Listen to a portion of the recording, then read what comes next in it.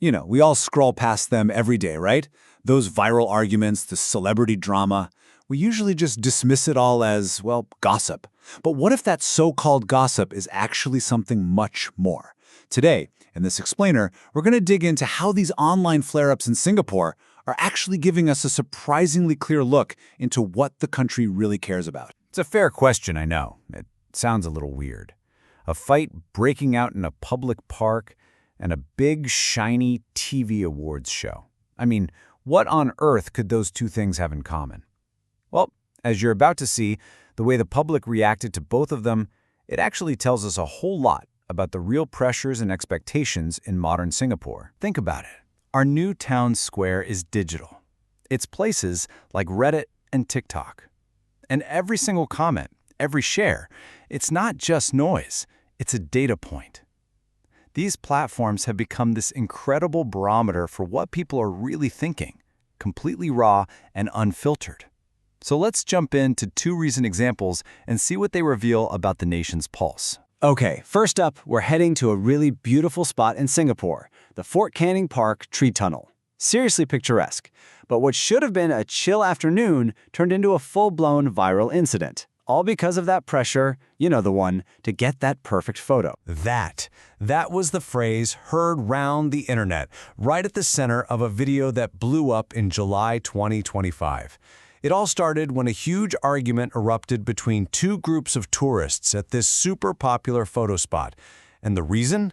Apparently, one group was just taking way too long, creating this massive queue and a whole lot of bad vibes. And we're not talking about just a handful of people getting impatient. A reporter who was there literally counted about 50 people in the line. 50! This spot that used to be a quiet little escape had basically turned into a high-pressure, super congested photo factory. You can almost map it out, this predictable viral spiral. Step 1, a so-called hidden gem gets blasted all over social media, which leads directly to Step 2, huge crowds of people show up, creating these insane queues. And you know what comes next? Step 3, public conflict. That's when the desire for a perfect Instagram shot crashes head-on with real-world public space. And the online reaction was fascinating. It went so much further than just, oh, that's annoying. The whole conversation quickly shifted to a critique of influencer culture itself. You saw people getting nostalgic for the pre-social media days, and then, in this perfectly Singaporean twist, people started brainstorming pragmatic solutions, like just monetize it, set up an official photographer. This one comment from an online forum it nails it, doesn't it? It perfectly captures that central tension between one person's need for digital clout and our shared understanding of how to behave in a public space. It really makes you ask, where exactly do we draw the line? All right, let's pivot to our second case study, which takes us from a park to the red carpet. Here, public scrutiny is playing out in a totally different arena, the Star Awards 2025. Singapore's biggest night in television gave us a truly heartwarming viral moment, but it also got hit with an absolute tidal wave of criticism. It was such a split-screen moment. On one side, you had this genuinely sweet viral highlight. Actress Tasha Lowe wins an award and uses her speech to shout out her friend Chantel Ang, who's in the audience just overcome with emotion. But on the other side, the online audience was being absolutely brutal, calling out Chantel's hosting skills and the quality of the show in general. And look, this wasn't just vague hate comments. The criticism was super specific. People were pointing out bad camera work, shots being out of focus, a winner's microphone getting cut off mid-speech, just sloppy time management. For a huge 30th anniversary broadcast, viewers were saying it felt less like a prestigious award ceremony and more like a messy fan. But then the conversation went even deeper. People online started asking some really tough questions. Was the host's major role really just based on her talent? Or did her mother's famous reputation in the industry have something to do with it? And just like that, the whole debate became about a core Singaporean value: meritocracy. Okay, so we've got an argument in a park and a TV show getting roasted online. On the surface, they seem completely unrelated, right? But now, let's connect the dots, because there is this powerful digital thread that ties them both together. The key idea here, the thing that connects both stories, has this fancy name, the democratization of critique.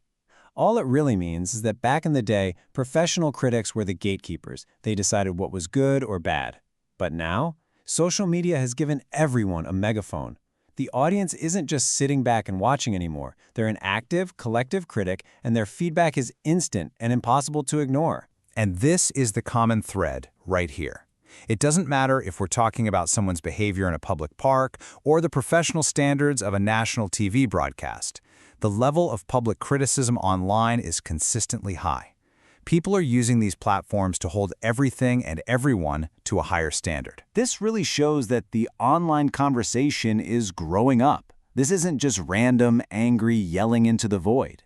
The comments are specific, the critiques are detailed, and underneath it all is this really clear demand for accountability from our fellow citizens and from our biggest institution. So let's get to the big question. Why does any of this so-called gossip actually matter? Well, because it's not just noise. It's a direct line. It's the pulse of a nation that is incredibly connected and incredibly engaged. So what have we really learned here? Let's sum it up.